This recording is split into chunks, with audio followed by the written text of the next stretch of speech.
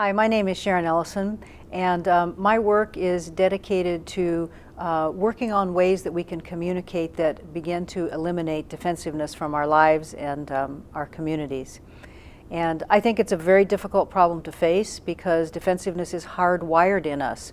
In fact, the research now is showing that the very second we get defensive, the neurons in the brain actually fire through what Dr. Joseph Ledoux calls a back alley, and it goes completely past the complex problem-solving part of our brain to the amygdala, which gives us that adrenaline rush that we know that is related to simple fight and flight. And so, I mean, this makes the issue of dealing with defensiveness huge.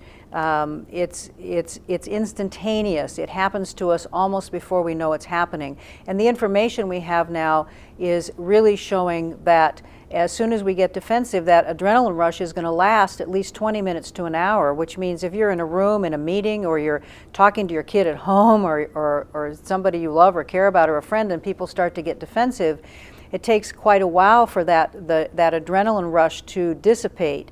And during that period of time, we're not going to be able to think clearly.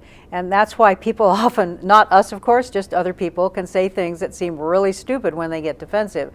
Or you might think you're really standing up for yourself and then walk away and go, oh my God, I can't believe I said that.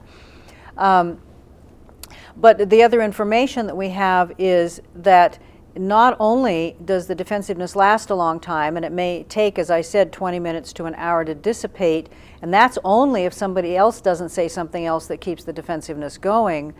But the next thing is that you can't talk somebody out of being defensive. So you know you're in a meeting or you're at home and somebody says, don't get so defensive, which probably makes you even more defensive, or in a meeting somebody will say, let's back up and slow down and start over.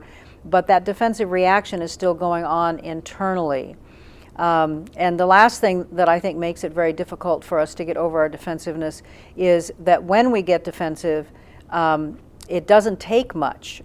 This is kind of my interpretation, my paraphrasing of what I gleaned from the work of some of the people like Dr. Joseph Ledoux, and that is that all it takes for anybody to get defensive is for anybody to do anything that anybody ever did in your life that ever made you defensive. So it's almost like we're standing here just waiting at the edge of an abyss to fall into our own defensiveness. So what do we do about that? How do we begin to change it?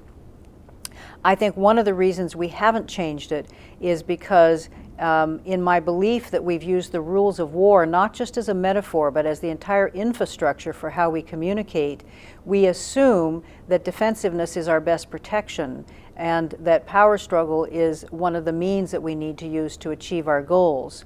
So as long as we're making that assumption, we're not working really hard to find different ways to communicate that are non-defensive. Plus, when we're using the rules of war, in a war, to be open is to be vulnerable, and to be vulnerable is to be weak. So we avoid doing that. And most people I ask will tell me that they can actually feel when they get defensive like a wall going up inside of them.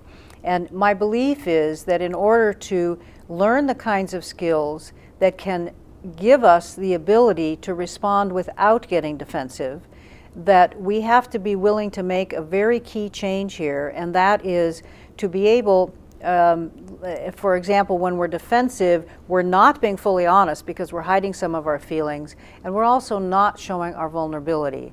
And in a non-defensive model, I bring together, and I think other people are bringing together, a willingness to be more open and vulnerable, along with a willingness to be more direct and more honest. And there's a kind of magic alchemy that I think can really change how we are able to communicate with power and compassion, and also have the kind of impact that prompts other people to meet us more in genuine conversation.